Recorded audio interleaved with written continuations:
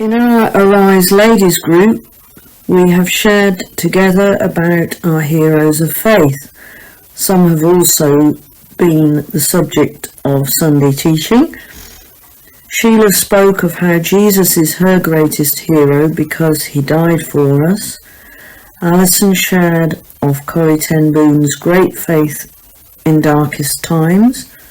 Valerie shared on Rahab.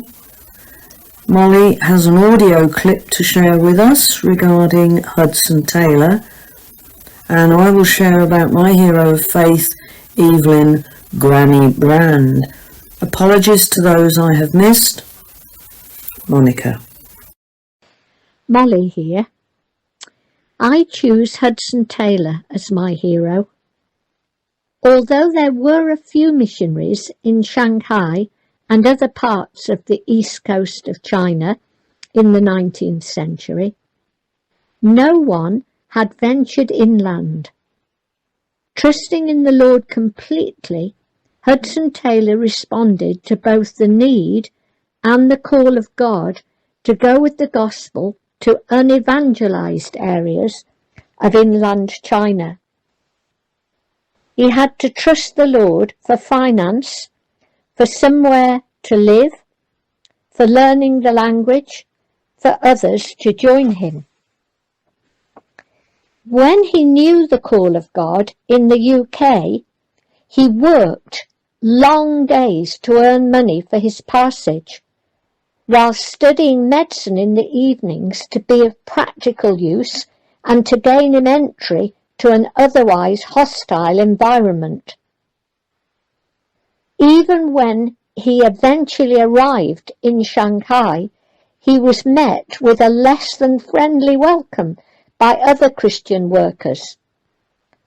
No known missionary society would accept him when he made it clear that he was called to go where none had been before. He was quite literally on his own, apart from the Lord. Over time, others began to see his worth and joined him in launching out to the unknown. Eventually, the China Inland Mission, as it was called, had hundreds of folk who lived and believed as he did. It was the forerunner of all subsequent missions to China. His daughter-in-law, Geraldine Taylor, wrote his biography. It's definitely worth reading. Literally millions of lives were saved and brought to know Christ because Hudson Taylor believed and obeyed the Lord. My chosen hero of faith is Evelyn Brand, affectionately known as Granny Brand. She went out to remote mountain villages in India and married fellow missionary Jessie Brand.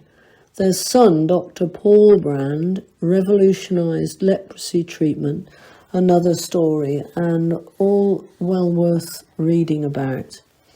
In a letter to Paul, Granny wrote that she would soon have her 95th birthday. She was sure that a lot of kindly people would write and praise her and say how wonderful she was to be working still at 95 years of age. And she said, "I'm not wonderful, I am just a poor, old, frail and weak woman. God has taken hold of me and gives me the strength I need each day. He uses me just because I know that I have no strength of my own. Please tell the people to praise God, not me." The following song, The Ballad of Granny Brand, summarises her life story. Granny Brand would lend her hand, give her heart, take her stand, with the love of God for all around. She never gave up and never stepped down. Number 9 of 11 children, to a London merchant well-to-do. family ties and finery, the only life young Evie knew. Came the day she said, I'm going away, called to a far-off land. Left it all, lived with the poor, fell in love with Jessie Brand. They were married high in the mountains. Evie wore a long white wedding gown. The carrier bells left them in the mud as rain came lashing down. But there they lived. Jessie treated the sick, fever gripped the land. Jessie died, Evie survived, to be known by all as Granny Brand. For Granny Brand would lend her hand, give her heart, take a stand, with the love of God for all around. She never gave up and never stepped down. Help me, Lord, to find the places where Jessie used to go, she prayed. She rode out on Jessie's pony, and with every step it knew the way. Wartime came, took her down to the plains, torn and troubled land. Come what may, I'll be back one day, with my mountain folks, said Granny Brand. For Granny Brand would lend her hand, give her heart, take a stand, with the love of God for all around. She never gave up and never stepped down.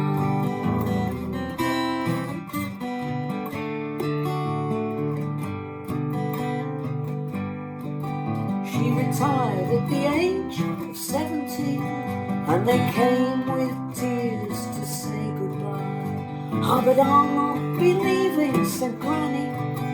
There are many mountains yet to climb. She laboured long, and when her strength had gone, on a bed they took her on her rounds. At 95, for one last time, they proudly carried their Granny Brand.